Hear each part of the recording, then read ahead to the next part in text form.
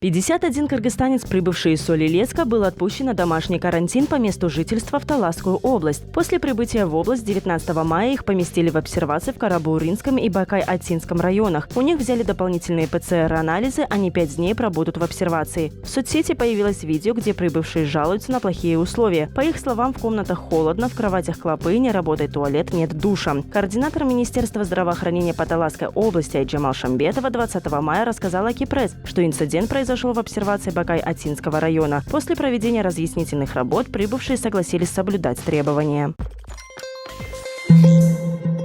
С 25 мая в Бишкеке начнут свою работу троллейбусы, автобусы и микроавтобусы. О том, как они будут работать, рассказал замминистра здравоохранения Нурболот Усинбаев 20 мая на брифинге. Как будет работать общественный транспорт? Будут перевозить по сидячим местам, не допуская переуплотненности салона транспорта. Такси не больше 2 пассажиров плюс масочный режим. В общественном транспорте будут проводиться дезинфекционные работы. Все металлические и пластиковые части салон будут обрабатываться.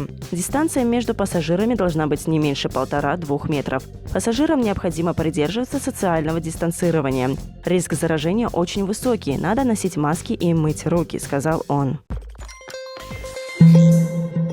В Кыргызстане на утро 20 мая было выявлено 27 новых случаев коронавируса. Об этом сообщил замминистра здравоохранения Нурболот Усинбаев на брифинге в правительстве. По его словам, они были выявлены в Нарынской области 19 случаев, в Волжской области 2 случая, в Бишкеке 4 случая, в Чуйской и в Иссыкульской областях по 1 случаю. За сутки было проведено 1946 лабораторных исследований. Таким образом, на 20 мая в Кыргызстане подтверждено 1270 случаев коронавируса.